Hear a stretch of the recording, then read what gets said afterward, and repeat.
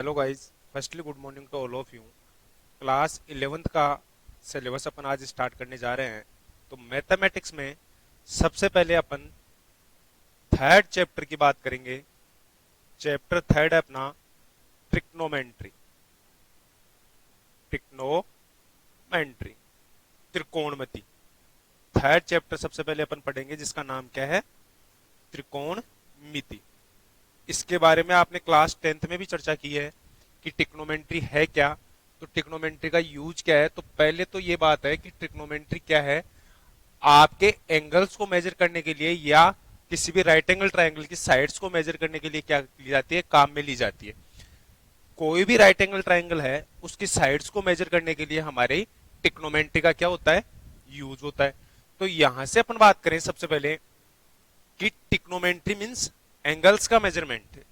क्या माना जाएगा, कोणों का माप यहां से ज्ञात किया जाएगा।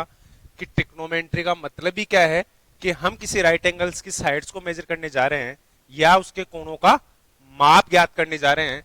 तो यहां से सबसे पहली बात यही आती है अपना कि एंगल की अपन बात करें कि एंगल या कोण अपन कहते किसे हैं।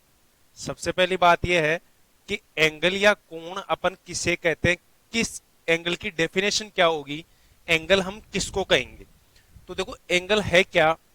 अगर मान लो ये कोई पॉइंट है, अगर ये आपका कोई पॉइंट है तो यहां से मैंने एक लाइन ड्रॉ की, ये कोई लाइन ड्रॉ कर दी। मान लो इस पॉइंट को नाम अपन ने ओ दे दिया और इसको नाम अपन ने ए दे दिया। तो कोई भी एक लाइन पॉइंट ओ ओरिजिन मान के अपन ने ड्रॉ कर दी ओए। अब इस ओए को हम रोटेट करवा सकते हैं। मतलब ओए को अगर हम घुमाए कहां पर, या तो इसके अपर साइड ऊपर की तरफ या इसके लोअर साइड। मान लो इस ओए का कुछ मोमेंट हुआ, थोड़ी देर बाद में इसने घूर्णन किया और ये ओए चल के कहां आ गई, यहां पर आ गई।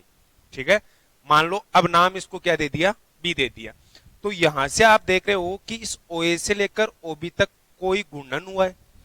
पहले क्या हुआ कि कोई भी अपन ने इनिशियल पॉइंट ओ लिया और वहां से एक लाइन ड्रॉ की ओ ए, ये यहां से रोटेट होकर कहां पर गई, पॉइंट बी पर ओबी की तरफ। तो यहां पर देखो ये क्या हुआ, ये एक रोटेशन हुआ। इसको क्या बोल सकते हैं अपन, रोटेशन बोल सकते हैं। क्या बोल सकते हैं, रोटेशन या घूर्णन। तो कोई भी लाइन, अब ये देखो ये क्या है, इसकी प्रारंभिक स्थिति या इनिशियल पोजीशन क्या है, इनिशियल पोजीशन, या इसको अपन क्या बोल सकते हैं, प्रारंभिक स्थिति। क्या बोल सकते हैं, प्रारंभिक स्थिति। तो कोई भी अपन ने पॉइंट लिया और उस से एक लाइन ड्रॉ की जिसको क्या बोल दी, उस प्रारंभिक स्थिति। और ये क्या हो गई, इस लाइन की मान लो फाइनल पोजीशन हो गई, अंतिम स्थिति। क्या है, फाइनल पोजीशन या अंतिम स्थिति, फाइनल पोजीशन या अंतिम स्थिति। तो देखो दोबारा से समझना, टॉपिक अपन ने लिया है ट्रिग्नोमेट्री, त्रिकोणमिति। त्रिकोणमिति के अंदर हमारे को क्या करना है, एंगल्स का मेजरमेंट करना है या राइट एंगल ट्रायंगल की साइड्स को मेजर करना है। उनके साइड्स के मान अपने को, भुजाओं के मान या कोणों के मान अपने को ज्ञात करने हैं। तो सबसे पहले अगर अपन बात करें कि राइट एंगल ट्रायंगल के अंदर यहां पर अगर कोई अपन ने एक पॉइंट लिया और वहां से एक लाइन ड्रॉ की और इस लाइन को अपन ने इसकी इनिशियल पोजीशन प्रारंभिक स्थिति बोल दिया। थोड़ी देर बाद में लाइन को क्या किया, रोटेट किया और उसकी फाइनल पोजीशन ले ली। कोई जरूरी नहीं है लाइन यहीं में हो, ये लाइन यहां भी आ सकती है। ठीक है, तो हमने मान लिया कि ये यहां आ गई थोड़ी देर बाद में। तो ये जो रोटेशन या घूर्णन हुआ, इसी रोटेशन या घूर्णन को क्या कहते हैं, हम एंगल कहते हैं। और मान लो इसको अपन ने थीटा से रिप्रेजेंट, थीटा से प्रदर्शित कर दिया। तो एंगल की डेफिनेशन क्या होगी, एंगल की डेफिनेशन आपके अकॉर्डिंग ये होनी चाहिए कि कोई भी लाइन अपनी प्रारंभिक स्थिति से अंतिम स्थिति जाती है तो क्या करती है, घूर्णन करती है। और उस घूर्णन को अपन क्या कहेंगे, कोण कहेंगे, जिसको हम थीटा से क्या कर देंगे, रिप्रेजेंट, प्रदर्शित कर देंगे। अब एक बात देखो, यहां पर ये लाइन मान लो ये पॉइंट है आपका, ये आपका इनिशियल पॉइंट है, कोई भी ओ ले लिया अपन ने और यहां से अपन ने लाइन ड्रॉ की ओ ए। तो जरूरी थोड़ी है इसका मोमेंटम लाइन का क्या हो, अपर साइड ही हो। ये लाइन मूव करके कहां आ सकती है, नीचे की तरफ भी आ सकती है। ये मान लो बी। तो ये अब अपन ने अपनी लाइन की क्या ली, प्रारंभिक स्थिति ले ली, इनिशियल पोजीशन ले ली। ये अपनी लाइन की क्या है, प्रारंभिक स्थिति, इनिशियल पोजीशन, इनिशियल पोजीशन। और ये नीचे वाली लाइन तो थोड़ी देर बाद में इसने रोटेट किया, तो इसको क्या बोलेंगे हम, इसकी फाइनल पोजीशन या अंतिम स्थिति। क्या बोलेंगे, फाइनल पोजीशन या अंतिम स्थिति। ठीक है, तो यहां से अपनी लाइन क्या हुई, लाइन क्या थी, कोई भी अपन ने लाइन ली, कोई भी अपन ने रेखा ले ली और थोड़ी देर बाद में उसको मूव करवाया, या तो वो उसका मोमेंट अपर साइड हो सकता है या फिर क्या हो सकता है, लोअर साइड हो सकता है। इस तरफ हुआ इसका मोमेंट अब की बात। तो यहां से कोई भी लाइन अगर अपनी प्रारंभिक स्थिति से अंतिम स्थिति तक जाती है तो जो रोटेशन करती है उसी रोटेशन को हम क्या कहते हैं, एंगल कहते हैं। तो इसको क्या कहेंगे हम, इस रोटेशन को हम एंगल या क्या कहेंगे, कोण कहेंगे, जिसको हम किससे रिप्रेजेंट कर दें, किससे प्रदर्शित कर दें, थीटा से कर दें। तो यहां पर आप एक चीज देखोगे कि एंगल क्या है, एंगल आपका, आप ये बोल सकते हो angle is a rotation of a line, rotation of a line from its initial position to final position, initial position to final position. Line क्या होगी, एंगल क्या होगा, एंगल की डेफिनेशन क्या होगी कि कोण हम किसको कहेंगे, कि कोई भी अगर रेखा है अपनी प्रारंभिक स्थिति से अंतिम स्थिति तक जाती है तो जो घूर्णन करती है उस घूर्णन को अपन क्या कहेंगे, हम एंगल कहेंगे। तो यहां से ये घूर्णन आपका देखो अपर साइड भी हो सकता है लाइन का और लोअर साइड, ऊपर की तरफ भी हो सकता है और नीचे की तरफ भी हो सकता है। तो क्या ऊपर की तरफ और नीचे की तरफ एंगल अगर रोटेट करता है तो क्या एंगल में कोई इफेक्ट आएगा, क्या कोई पॉजिटिव नेगेटिव धनात्मक ऋणात्मक का असर पड़ेगा, तो बिल्कुल पड़ेगा। ये डायरेक्शन कैसी है, ये डायरेक्शन घड़ी की दिशा में है या घड़ी के विपरीत दिशा में है, ये एंटी क्लॉकवाइज डायरेक्शन है। कैसी डायरेक्शन है, एंटी क्लॉकवाइज। तो इस डायरेक्शन में एंगल हमेशा कैसे मिलते हैं अपने को, पॉजिटिव धनात्मक एंगल मिलेंगे। अगर आपकी लाइन का मोमेंटम, अगर आपकी लाइन का घूर्णन, अगर आपकी रेखा का घूर्णन घड़ी के विपरीत दिशा में होता है तो आपको कोण कैसे मिलते हैं, धनात्मक कोण मिलते हैं। और अगर घड़ी की दिशा में, देखो घड़ी अपनी ऐसी चलती है इस तरफ, तो अगर आपका लाइन का रोटेशन है वो घड़ी की दिशा में है तो आपको कोण कैसे मिलेंगे, नेगेटिव एंगल्स मिलेंगे। तो ध्यान ये रखना है, एंगल है क्या, angle is basically a rotation of the line from its initial position to final position. मतलब कोण किसको कहोगे, अगर कोई रेखा अपनी प्रारंभिक स्थिति से अंतिम स्थिति तक जाती है तो जिस घूर्णन को तय करके वो वहां पहुंचती है उस घूर्णन को हम क्या कहते हैं, कोण कहते हैं। कोण धनात्मक व ऋणात्मक दोनों होते हैं। अगर आपकी लाइन का मोमेंटम, अगर आपकी लाइन का घूर्णन घड़ी की विपरीत दिशा में है तो मापे गए कोण कैसे होंगे, धनात्मक होंगे। अगर आपके लाइन का रोटेशन घड़ी की दिशा में है तो मापे गए कोण कैसे होंगे, नेगेटिव। आप ये बोल सकते हो कि अगर एंटी क्लॉकवाइज है, अगर एंटी क्लॉकवाइज डायरेक्शन में आपकी लाइन का क्या है, मोमेंटम है, तब तो एंगल्स कैसे होंगे, धनात्मक। और अगर आपकी लाइन का मोमेंटम कैसा है, क्लॉकवाइज है, तो आपके एंगल कैसे मेजर करेंगे, नेगेटिव एंगल्स मेजर। यहां तक की बात आ गई। अब बात यह है कि एंगल का मेजरमेंट कितने प्रकार से होता है, कोण को कितने प्रकार से अपन माप सकते हैं। तो आज तक हमने देखो पढ़ा है कि कोण को हम डिग्री में मापते हैं। किसको मापते हैं, कोण में, कोण को डिग्री में मापते हैं। अब यहां देखो टॉपिक है कोण की माप, कोण की माप के प्रकार, कोण की माप के प्रकार। तो कोण की माप के कितने प्रकार हैं, या इसको ये बोल सकते हैं types of angle measurement, types of angle measurement, कि कोण को अपन कितने प्रकार से माप सकते। तो देखो कोण को मापने का एक तरीका अपन आज तक पढ़ते हुए आए हैं कि कोण को डिग्री में मापा जाता है। कोण को किस में मापा जाता है, डिग्री में। तो एक टाइप तो इसका क्या है, एक टाइप तो इसका क्या है, डिग्री। क्या है, डिग्री। की कोण को किस में मापेंगे अपन, डिग्री में मापेंगे। और दूसरा टाइप इसका जो अब पढ़ने वाले हो वो क्या है, रेडियन। क्या है, रेडियन। अब मुद्दा ये उठता है कि सर आप डिग्री में भी एंगल्स को मापते हो, कोण को डिग्री में भी मापा जाता है, रेडियन में भी मापा जाता है।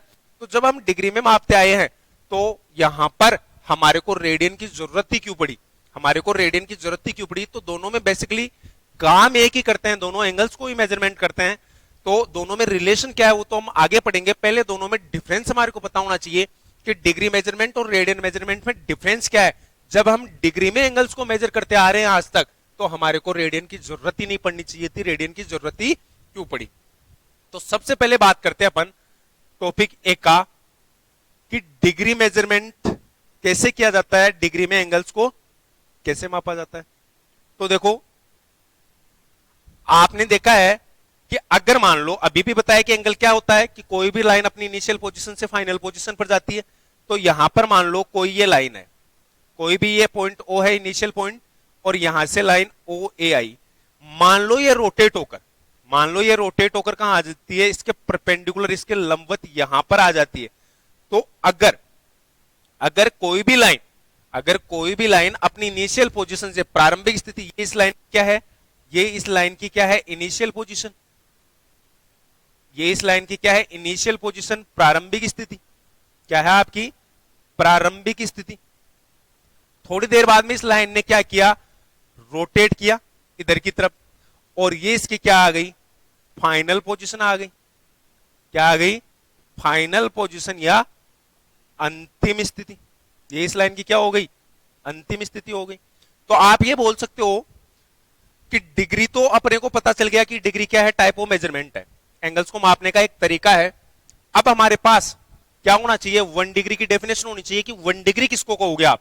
डिग्री तो पता चल गया कि डिग्री क्या है, types of measurement of angle, angle को मापने का एक तरीका है। लेकिन अगर आपसे पूछा जाए कि 1 डिग्री कहोगे किसको आप, तो उसके लिए आपने देखो एक लाइन ली, इसकी इनिशियल पोजीशन ली और इसकी फाइनल पोजीशन इसी लाइन के क्या कर लिया आपने, लंबवत कर ली। तो अगर कोई लाइन अपनी इनिशियल पोजीशन से स्टार्ट होकर फाइनल पोजीशन तक जाती है, तो वो अगर अपने आप के परपेंडिकुलर हो, तो उस एंगल को अपन कितने डिग्री का एंगल कहते हैं, 90 डिग्री या राइट एंगल कहते हैं। अगर कोई भी लाइन अपनी इनिशियल पोजीशन से स्टार्ट होकर खुद के ही लंबवत हो जाती है, खुद के ही परपेंडिकुलर हो जाती है, तो उसको हम क्या कहते हैं, कितने डिग्री का एंगल बोलते हैं, 90 डिग्री का एंगल बोलते हैं। अब देखो ये यहां से यहां तक का कितना है, 90 डिग्री है। अब मैंने क्या बोला कि 1 डिग्री किसको कहोगे आप, 1 डिग्री की डेफिनेशन क्या होगी। तो यहां से देखो, अगर मैं इस पूरे पोर्शन को, अगर मैं इस पूरे पोर्शन को, अगर इस पूरे पोर्शन को अपन, अगर हम इस पूरे पोर्शन को ऐसे मान लो डिवाइड कर लें, पूरे 90 डिग्री को अपन क्या कर लें, डिवाइड कर लें। क्लियर है बात। तो यहां से अगर हम इसको डिवाइड करते हैं, तो देखो कितने पार्ट्सों में किया, इक्वली 90 पार्ट्स में अगर इसको डिवाइड किया जाए, ये दिखने में आपको कम है, 90 पूरे पार्ट्स बनाए नहीं है, अगर इक्वली 90 पार्ट्स के अंदर इसको डिवाइड कर दिया जाए, कितने पार्ट्स में किया, ये पूरा एंगल 90 डिग्री का था, इसको इक्वली 90 पार्ट्स में हमने क्या कर दिया, डिवाइड कर दिया। तो किन्हीं भी दो लाइंस के बीच में एंगल कितने डिग्री का बचेगा, अगर हम पूरे राइट एंगल को इक्वली 90 डिग्री में डिवाइड कर दें, तो किन्हीं भी दो लाइंस के बीच में, किन्हीं भी दो लाइंस के बीच में जो एंगल बचेगा वो कितने डिग्री का बचेगा, 1 डिग्री का। ये भी 1 डिग्री है, ये भी 1 डिग्री है, ये भी 1 डिग्री है, ये भी 1 डिग्री है। यहां भी इन दोनों लाइनों के बीच में जो एंगल बनेगा वो कितने डिग्री का बनेगा, 1 डिग्री का।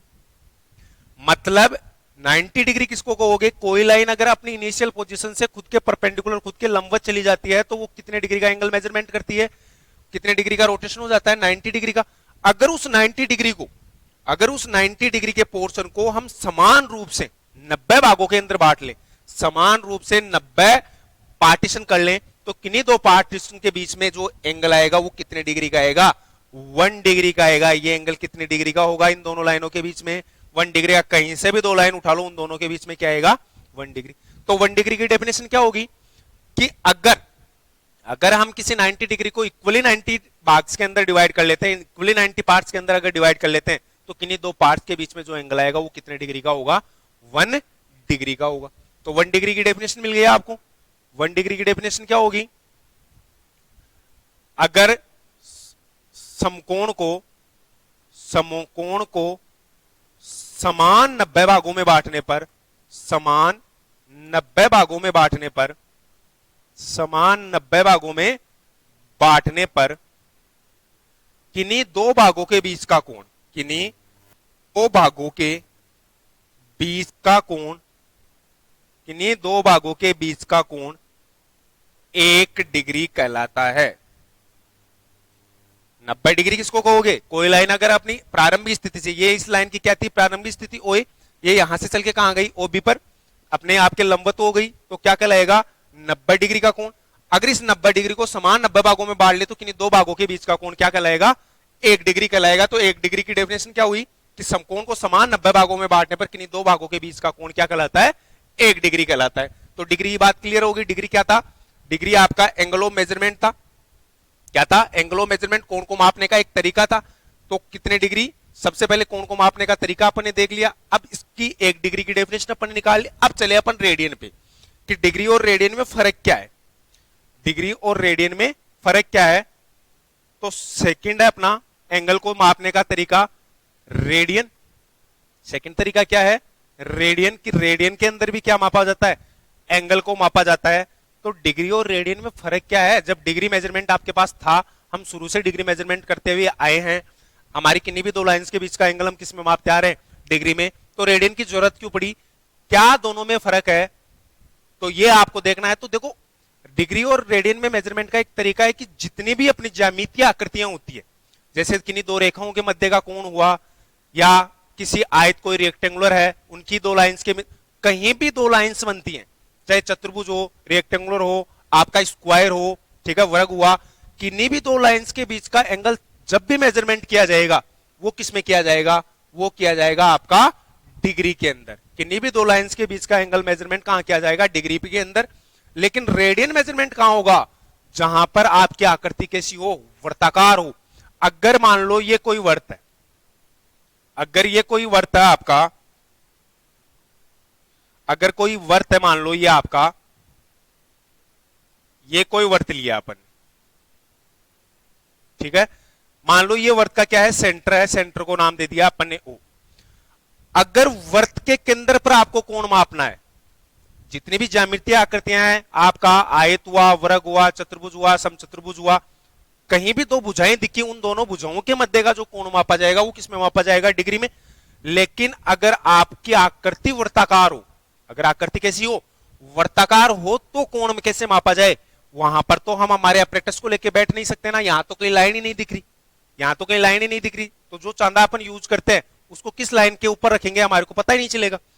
तो कभी भी सेंटर के ऊपर, सर्किल का जो केंद्र है, वर्त का जो केंद्र होता है, उसके ऊपर जो कोण मेजर किया जाता है वो किसमें किया जाता है रेडियन के अंदर किया जाता है। यही दोनों में मेन डिफरेंस है।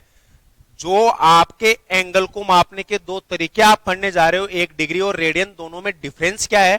जब डिग्री मेजरमेंट हमारे पास था तो हमारे को रेडियन की जरूरत क्यों पड़ी, क्योंकि डिग्री मेजरमेंट, कोण को मापने का डिग्री तरीका जो था वो कहां तक सक्षम था, जब किन्हीं दो लाइनों के मध्य के कोण की बात आएगी तो हम डिग्री में माप लेंगे, लेकिन जब आपकी आकृति वर्ताकार की बात आ जाएगी तो वहां पर डिग्री मेजरमेंट क्या हो जाएगा, फेल हो जाएगा, वहां पर आप कोण को डिग्री के अंदर नहीं माप सकते।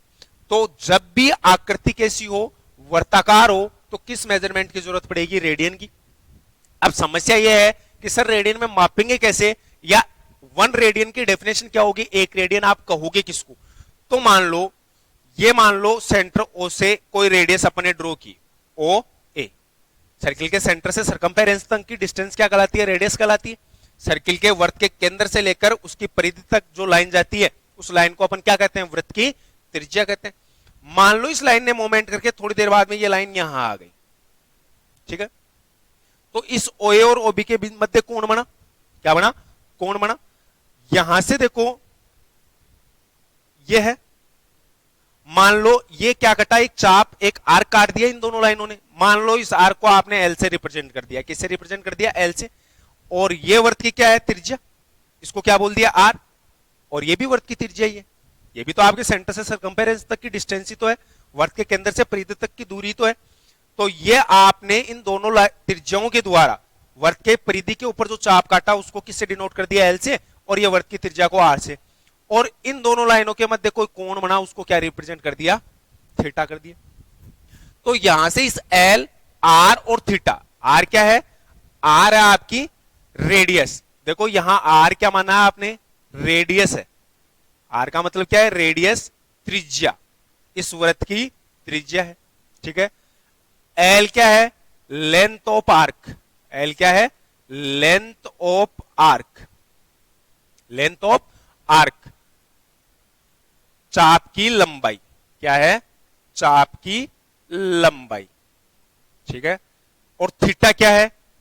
थीटा है आपका एंगल, कोण। क्या है? कोण। ठीक है, बात समझ में आई यहां तक? आर क्या है? वृत्त की त्रिज्या है। एल क्या है? लेंथ है। और थीटा क्या है? एंगल है, कोण है। अब यहां से बात यह है कि क्या इस एल, आर और थीटा में कोई आपस में रिलेशन होता है? तो हां, एक रिलेशन आप क्लास 10 से पढ़ते आ रहे हो कि कोई भी त्रिज्या, अगर कोई भी त्रिज्या वृत्त के केंद्र पे कोई चाप काटती है, जिस चाप की लंबाई आपने एल ली है, वृत्त की त्रिज्या आर, और उन त्रिज्याओं के मध्य का कोण अगर आपने थीटा लिया है, तो इन तीनों के मध्य जो संबंध होता है वो क्या होता है? L is equal to R theta. L is equal to R into theta. तो आपको ध्यान रखना है कि किसी भी वृत्त की त्रिज्या द्वारा वृत्त की परिधि के ऊपर कोई आर्क काटा जाता है जिसकी लंबाई एल है, त्रिज्या आर है, और कोण क्या है? थीटा है। तो इन तीनों के मध्य जो संबंध होगा वो क्या होगा? L is equal to R into theta. अब यहीं से हम 1 रेडियन की डेफिनेशन निकालेंगे। भाई यही तो है कोण। थीटा किसको रिप्रेजेंट कर रहा है? कोण को, एंगल को रिप्रेजेंट कर रहा है। तो अब 1 रेडियन किसको कहोगे? 1 रेडियन की डेफिनेशन क्या होगी? क्या इस फॉर्मूले को मैं ये लिख सकता हूं? क्या इस आर को यहां से एल के नीचे बह सकते अपन? तो थीटा इज इक्वल टू क्या होगा? L upon R. Theta is equal to क्या होगा? L upon R. अब देखो यहां अपन ने मान लिया, अपन ने मानो एक चीज मानी कि एल क्या है? लेंथ है। एल अपन ने मान ली 1 यूनिट। यूनिट मतलब एल क्या है? लंबाई है। तो यूनिट क्या होगी? सेंटीमीटर या मीटर में मापी जाएगी लेंथ। आर भी क्या है? लंबाई है आपकी। और आपने आर मान ली, आर भी आपने मान ली, मान एल और आर की ये वैल्यू आपकी मान लो, इसको इक्वेशन नंबर फर्स्ट दे दो, इक्वेशन नंबर फर्स्ट में पुट करोगे, इक्वेशन नंबर फर्स्ट में रखोगे, तब आपको क्या मिलने वाला है? तब आपको मिलेगा theta is equal to L की जगह 1 रखा और आर की जगह 1 रखा। क्लियर है? 1 को 1 से डिवाइड कराएंगे तो वैल्यू क्या आएगी? 1। मतलब थीटा भी क्या निकल के आया? 1। और ये मैंने पहले ही क्लियर कर लिया कि ये एल बराबर आर थीटा किसके लिए रिलेशन आया है? एंगल किसके लिए, कौन से एंगल के लिए रिलेशन आया है? रेडियन मेजरमेंट की बात कर रहे हैं। तो ये जो थीटा निकल के आ रहा है वो किस में निकल के आ रहा है? रेडियन में। तो ये आपको क्या मिल गया? थीटा। तो देखो रेडियन की डेफिनेशन क्या हुई? 1 रेडियन किसको कहोगे? कि अगर कोई वर्त, अगर किसी वर्त की त्रिज्या क्या है? इकाई है, और उसके द्वारा चाप जो काटा गया है अगर उसकी भी इकाई 1 है, तो उन दोनों की हेल्प से जो वर्त के केंद्र पे कोण बनेगा वो कितने रेडियन का बनेगा? 1 रेडियन का बनेगा। यही इसकी परिभाषा डेफिनेशन हो गई। 1 रेडियन की डेफिनेशन क्या हुई? 1 रेडियन की डेफिनेशन क्या हुई? मैं लिख देता हूं, यदि इकाई त्रिज्या, यदि इकाई त्रिज्या के वर्त द्वारा इकाई लंबाई का चाप काटा जाता है, इकाई लंबाई का चाप काटा जाता है, इकाई लंबाई का चाप काटा जाता है, तो वृत्त के केंद्र पे बना कोण, वृत्त के केंद्र पर, वृत्त के केंद्र पर बना कोण, वृत्त के केंद्र पर बना कोण 1 रेडियन कहलाता है। 1 रेडियन कहलाता है। तो 1 रेडियन की डेफिनेशन क्या हुई? कि अगर कोई आपका इकाई त्रिज्या का वर्त है, वो उस इकाई त्रिज्या की सहायता से अगर आपका इकाई लंबाई का चाप कहां पर काटता है? वर्त की परिधि के ऊपर काटता है, तो उन दोनों की सहायता से वर्त के केंद्र पर जो कोण बनेगा वो कितने रेडियन का बनेगा? 1 रेडियन का बनेगा। तो डिग्री और रेडियन दोनों में क्लियर हो गया। डिग्री और रेडियन में डिफरेंस क्या है? दोनों ही एंगल को मापते हैं, दोनों ही कोण को मापने के तरीके हैं, लेकिन जितनी भी ज्यामितीय आकृतियां होती है जो रेखा के हेल्प से बनती है, रेखा की सहायता से, लाइन की सहायता से बनती है। लाइन की सहायता से बनने का मतलब जैसे आयत हुआ, उसके अंदर आपको 4 लाइनों की जरूरत पड़ती है। वर्ग हुआ, 4 लाइनों की जरूरत पड़ती है। समचतुर्भुज हुआ, चतुर्भुज हुआ, पंचभुज हुआ, 5 लाइनों की, षटभुज, अष्टभुज, ये सभी आकृतियां किनकी सहायता से बनती है? लाइन, रेखा की सहायता से बनती है, जबकि वर्ग के अंदर रेखा काम में नहीं आती। तो जितनी भी अपनी ज्यामितीय आकृतियां हैं जो लाइन, रेखा की सहायता से बनती हैं, उन सभी के अंदर किन्हीं भी 2 रेखाओं के मध्य जो कोण मापा जाएगा वो किस में मापा जाएगा? डिग्री में। लेकिन जितने भी वर्ताकार आकृतियां हैं, वर्ताकार आकृतियां, उनके सेंटर पे, उनके केंद्र पे, वर्त के केंद्र पे जो कोण मापा जाएगा वो किस में मापा जाएगा? रेडियन में मापा जाएगा।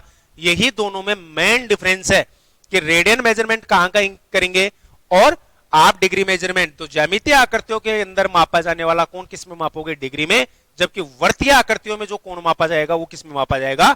रेडियन में मापा जाएगा। यह आपको अंतर ध्यान रखना है, क्योंकि क्वेश्चन जब सोल्व करोगे तो क्वेश्चन के अंदर अगर वर्ताकार आकृति की बात करेगा और अगर कोण मापने की बात आएगी और किसी वर्तीय आकृति की बात कर रहा है तो उसका आंसर आपको किस में देना है? रेडियन में। जबकि किसी ज्यामितीय आकृति की बात कर रहा है तो आपका आंसर किस में आएगा? डिग्री में आएगा। तो यहां पर एक बार दोबारा देख लो, अपने क्या क्लियर किया, अपन ने टॉपिक स्टार्ट किया अपना, क्या हमारा टॉपिक था? ट्रिग्नोमेट्री, त्रिकोणमिति। त्रिकोणमिति किस लिए काम में ली जाती है? त्रिकोणमिति या तो किसी ट्रायंगल की साइड्स को मेजर करने के लिए काम में ली जाती है, कि साइड्स की लंबाई, उसकी भुजाओं की लंबाइयां ज्ञात करने के लिए काम में ली जाती है, या उन भुजाओं के मध्य जो कोण बनते हैं उन कोणों को मेजरमेंट करने के लिए काम में ली जाती है। तो कोण की बात करें कि कोण कहोगे किसको आप? एंगल की डेफिनेशन आपके अकॉर्डिंग क्या है? आप कोण किसको कहोगे? तो कोण किसको कहोगे कि कोई भी रेखा है, अपनी प्रारंभिक स्थिति पर है और कुछ देर बाद में उसने गुणन करके अपनी स्थिति बदल ली, तो वो स्थिति अपने ऊपर की तरफ भी बदल सकती है और अपने नीचे की तरफ भी। तो जैसे ही वो स्थिति बदलेगी तो उन दोनों स्थितियों के मध्य जो गुणन है उस गुणन को ही अपन कोण कहेंगे, जिसको रिप्रेजेंट किससे करते हैं? थीटा से। अगर आपके कोण की दिशा, अगर आपके रेखा के गुणन की दिशा है वो घड़ी के विपरीत दिशा में है, तब तो जो कोण मापा जाएगा वो धनात्मक पॉजिटिव होगा। अगर आपके घड़ी की विपरीत दिशा में आपकी क्या चल रही है, आपकी लाइन का मोमेंटम है, आपकी लाइन का घूर्णन घड़ी के विपरीत दिशा में है, तो कोण किस में मापा जाएगा? नेगेटिव। यहां तक बात समझ में आ गई? तो angle is a rotation of a line from its initial position to final position.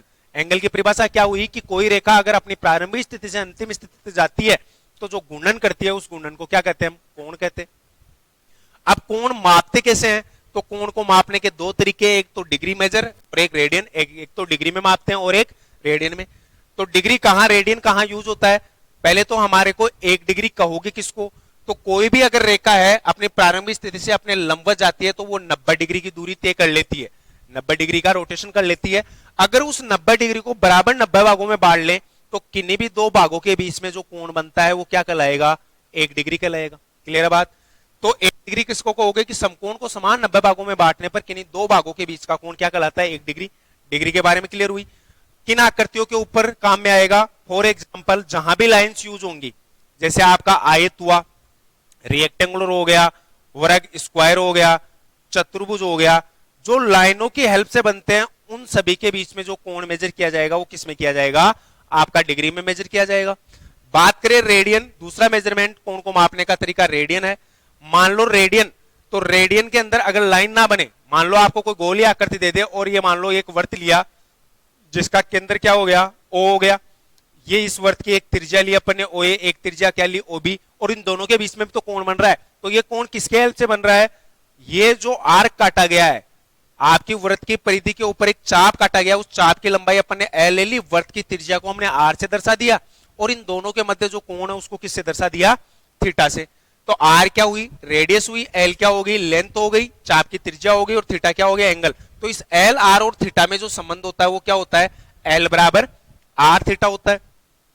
अगर मैं इस आर को नीचे भेज दूं तो theta is equal to L upon R. मतलब क्यों कर रहे हैं अपन कि एक रेडियन आप कहोगे किसको, इसका पता होना आपके पास जरूरी है। तो अगर मैं एल को भी 1 कर लूं और आर को भी 1 कर लूं तो 1/1 क्या आएगा? 1। तो थीटा भी क्या हो जाएगा? 1। तो 1 की डेफिनेशन मिल जाएगी। तो अपन ने क्या माना कि एल क्या है? 1 यूनिट है, 1 इकाई है, इकाई सेंटीमीटर मीटर हमारी कुछ भी हो सकती है। आर भी 1 यूनिट की ली, और थीटा इस फॉर्मूले में एल और आर की वैल्यू पुट की तो 1/1, सॉल्यूशन करोगे तो क्या मिलेगा? 1 मिल जाएगा। तो थीटा की वैल्यू क्या हुई? 1। अब ये किसके ऊपर मेजर किया जा रहा है? आपका सर्किल के ऊपर मेजर किया जा रहा है, तो इसको क्या कहोगे आप? रेडियन। तो एक रेडियन की डेफिनेशन क्या हुई कि अगर कोई इकाई चाप की लंबाई वाला इकाई चाप, अगर आपकी किसी इकाई त्रिज्या के वृत्त के द्वारा वृत्त की परिधि पर इकाई चाप की लंबाई काटी जाती है, तो वृत्त के केंद्र पर उन दोनों की सहायता से बनने वाला कोण कितने रेडियन का होगा? 1 रेडियन का। यदि इकाई त्रिज्या के वृत्त इकाई लंबाई का चाप काटा जाता है तो वर्त के केंद्र पर बनने वाला कोण क्या कहलाएगा, एक रेडियन कहलाएगा।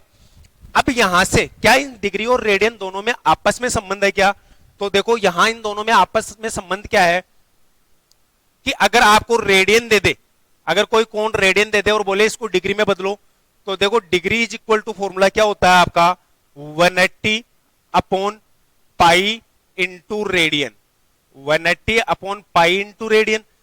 और अगर रेडियन दे दे आपको, क्या दे दे, अगर डिग्री दे और बोले रेडियन में बदलो, तो रेडियन का फॉर्मूला क्या होता है पाई अपॉन 180 इंटू डिग्री। ये फॉर्मूला कहां पर काम में लोगे, अगर आपको क्वेश्चन में रेडियन एंगल मिले कि ये इतने रेडियन है, इसको ये डिग्री में कितने डिग्री के बराबर होगा ये बताओ, या ये इतने डिग्री की वैल्यू है, इतने डिग्री है, इसको रेडियन में बदल लो, तो ये दो फॉर्मूले आपको दिमाग में रखने हैं। ये कहां से आए इसकी चर्चा अपन हमारी नेक्स्ट क्लास के अंदर करेंगे कि ये दोनों फॉर्मूले हमारे निकल के कहां से आए।